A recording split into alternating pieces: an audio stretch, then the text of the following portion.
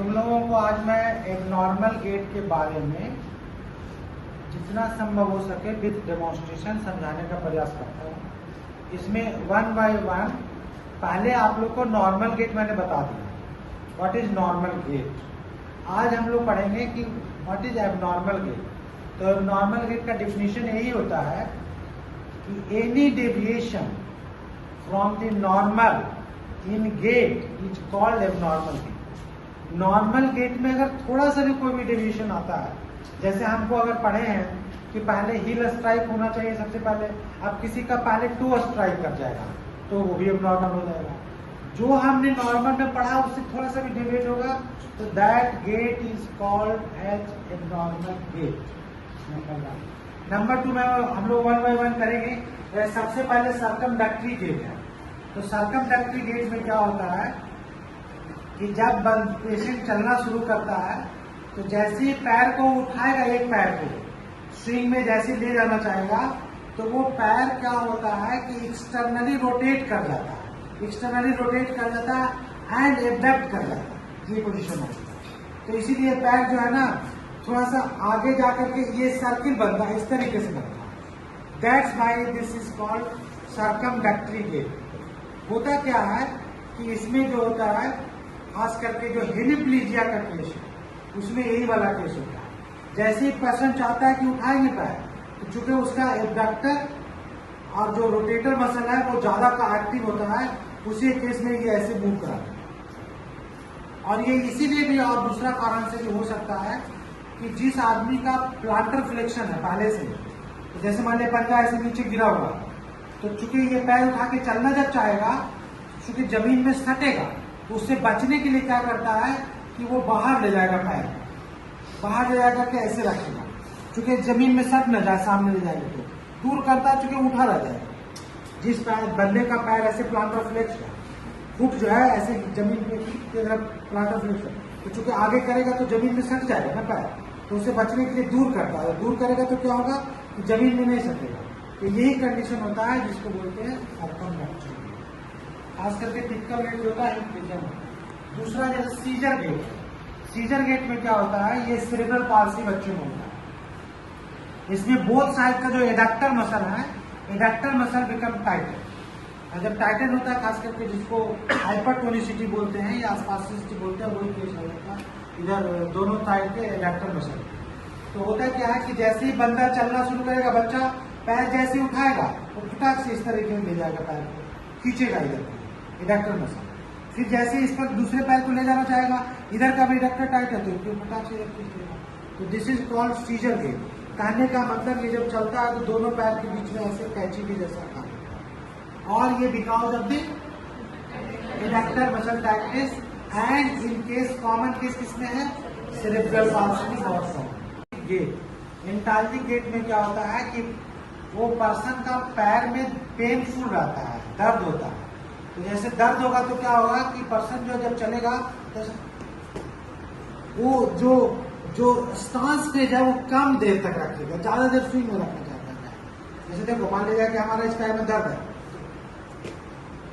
ये ऐसे चलते हैं, देखिए हो ना, तो क्या हुआ, इसका मतलब वो पैर को स्टांस में कम देर रखना चाहता है, वो पेनफुल पैर में होता है। जैसे मान लिया किसी का चोट लगा हुआ है या घुटने में दर्द है या कहीं दर्द है तो इसको बोलते हैं एंटाल्जिक। पेनफुल पैर लिंब को स्टांस पेज में कम रखने के ही समय को बोलते हैं एंटाल्जिक गेट, ठीक है ना। अब बोलोगे किसमें होगा, जैसे किसी में भी पेन है तो पेन इन द वेरी मैंने कई कारण से हो सकता है, कोई पैथोलॉजिकल रीजन हो या कोई इंजरी हो, सॉफ्ट टिश्यू इंजरी हो या वुंड हो, ऐसे केस में हम लोग को वो एंटाल्जिक गेट बोलते हैं। चौथा है सफलिंग गेट। सफलिंग गेट को दूसरा नाम बोलते हैं फेस्टिनेटिंग गेट। क्या बोलते हैं, फेस्टिनेटिंग गेट। और ये गेट जो होता है ना बहुत कॉमन है पार्किंसंस डिजीज में, and this is because of the rigidity of the limbs. क्या बोलोगे, रिजिडिटी ऑफ द लिम्स। तो हमने 4 बार बताया इसके बारे में। क्या क्या, पहला बात ये बोले कि this is also known as festinating gait, number 1। और ये कॉमन किसमें होता है, पार्किंसंस डिजीज में, है कि नहीं। जब सफलिंग गेट चलता है उस पर्सन तो इसमें 2 कैरेक्टरिस्टिक दिखता है। नंबर 1, जब वो बंदा चलेगा तो जैसे हम लोग का क्या है ना, पहले हील स्ट्राइक होता है नॉर्मल में, इसका हील स्ट्राइक नहीं होगा, इसका पूरा पंजा ऐसे स्लैप करता है, इस तरह की आवाज आता है, पूरे पैर एक बार मिल जाता है।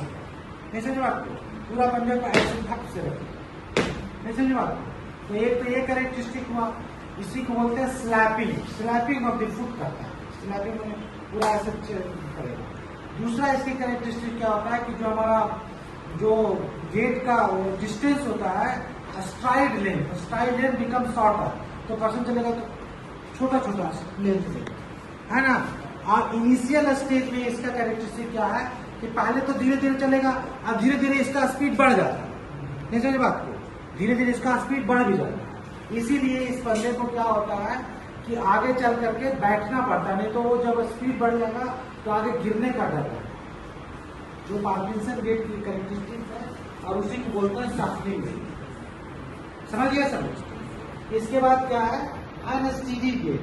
ये this is because of the unsteadiness of the trunk, and ये खास करके एजिक्टॉइड टाइप के सीपी में होता है, सेरेब्रल पाल्सी का ब्रीदिंग कंडीशन होता है एजिक्टॉइड, यानी जिसमें स्लोनेस ऑफ द मूवमेंट आ जाता है ना, यानी एजिटोसिस वाला सीपी में ये कंडीशन होता है। उसके बाद ट्रेंडलबर्ग गेट। ट्रेंडलबर्ग गेट का मतलब होता है, ट्रेंडलबर्ग गेट का एक दूसरा नाम है ग्लूटियस मीडियस गेट।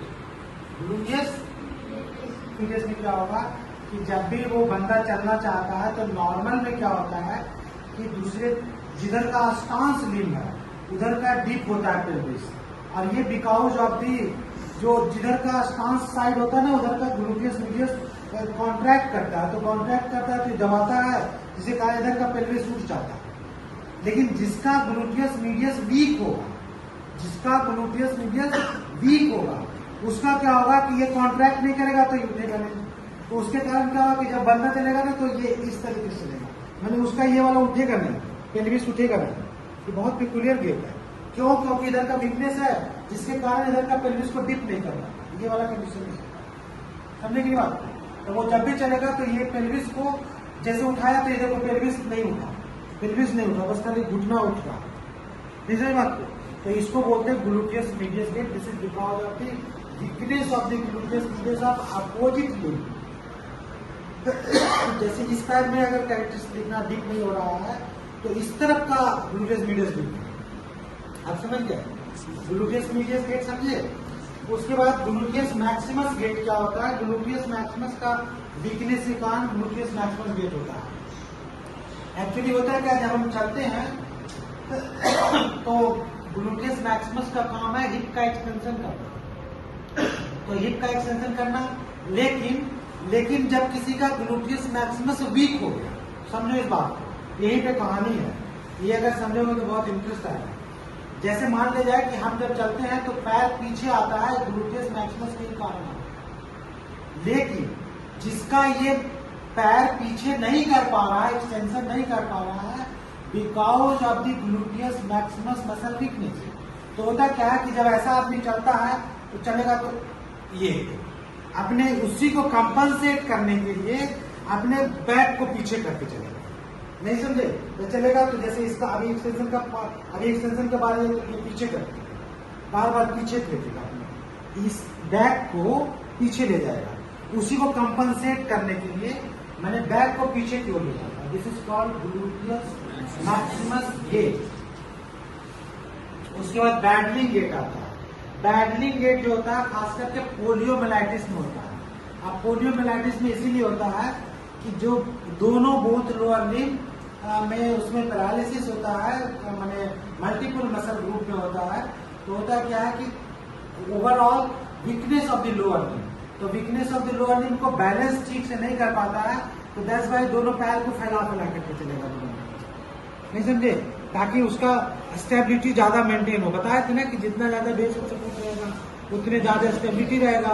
तो चूंकि उसका वीक रहता है, बैडलिंग गेट इसीलिए चलता है वो, क्योंकि वो अपने आप को कंफर्टेबल फील करे चलने में, गिरने का डर कम है, और ये पोलियोमाइलाइटिस में बहुत कम है। उसके बाद एटैक्सिक गेट। एटैक्सिक गेट मैंने ये खास करके एटैक्सिया के केस में होता है, इसमें कोऑर्डिनेशन पुअर हो जाता है। जब पेशेंट चलेगा तो ऐसा लगेगा कि किधर को गिर गए, खास करके जो शराब पी करके चलते हैं ड्रंकन वाला, वही मैंने बैलेंस नहीं रहता है, न्यूरोलॉजिकल प्रॉब्लम के कारण ऐसा लगता है तो होता ही है। हिस्टेरिकल गेट का भी मतलब यही होता है। काइनेसिया पैराडॉक्स का मतलब क्या होता है समझो कि काइनेसिया पैराडॉक्स में क्या होता है कि इसमें रनिंग करना ज्यादा कंफर्टेबल है रादर देन वॉकिंग। वॉक करने के लिए आपको चलने के लिए जैसे कर देखो कुछ आदमी का जल्दी जल्दी भागता है, चलता भी है तो ऐसे करके, उसी को बोलते हैं काइनेसिया पैराडॉक्स बेसिकली। आप इसके बाद होता है hand to knee gait. Hand to knee gait भी बहुत पेक्यूलियर गेट है। हैंड टू नी गेट में क्या होता है कि जैसे किसी का अगर क्वाड्रिसेप वीक रहता है तो this is because of the weakness of the quadricep muscles. तो होता क्या है कि आप पोलियोमाइलाइटिस में होता है, तो होता क्या है कि जैसे मान लीजिए कि बंदे को चलना होता है तो फ्लेक्स तो कर देगा, ये चूंकि हैमस्ट्रिंग का काम है फ्लेक्स कर देगा, लेकिन यहाँ जाने के बाद आप यहाँ पैर जैसी जमीन पर रखेगा तो ये एक्सटेंशन नहीं हो पाता है, क्योंकि ये वीक है। क्वाड्रिसेप का ही काम है ना एक्सटेंशन कराना, तो नहीं होता तो क्या करता है कि वो अपने हाथ को ऐसे रख करके ऐसे देखो ऐसे चलते हैं। तो this is because of the weakness of the quadricep. Quadricep से वो एक्सटेंशन नहीं कर पाता, तो क्या करता है ऐसे चलेगा, आइए जैसे नहीं समझ बात, इसको क्या बोलते हैं हैंड टू नी। इसमें कई लोग ऐसे नहीं करते हैं कि जैसे मान लो तो दिखाना नहीं चाहता, थोड़ा बड़ा वीकनेस रहता है तो अपने हाथ को पॉकेट में रखता है और यही से उसको दबाते हुए चलता है। देखो ऐसे चलते बोलो हाँ, ये खास करके क्वाड्रिसेप जैसे जिसका वीकनेस होता है ऐसे चलता है हैंड टू नी। उसके बाद आर्थ्रोजेनिक गेट। आर्थ्रोजेनिक गेट का मतलब होता है कि उसका ज्वाइंट में पेनफुल गेट है, इसीलिए आर्थ्रोजेनिक गेट बोलते हैं। लिम्पिंग गेट का मतलब होता है कि झुक करके एक तरफ चलेगा, ये वाला ऐसे कर करके चलेगा, लिम्प करेगा बॉडी को इधर को लिम्प करेगा। और हाई स्टेपेज गेट में क्या होता है कि मैंने क्या होता है कि जैसे किसी का पैर में क्या होता है ना कि ऊंचा उठा के चलना पड़ता है। ऊंचा उठा के इसलिए चलना पड़ता है कि उसका ऑलरेडी प्लांटर फ्लेक्स पैर है तो जमीन में जल्दी सट जाएगा, इसीलिए वो पैर को ऊंचा हाई स्टेपेज ऊंचा करके ज्यादा ऊंचा, इसी को हाई स्टेपेज गेट बोलते हैं। इतना काफी है आप लोगों के लिए, बाकी नेक्स्ट क्लास में करेंगे, है ना।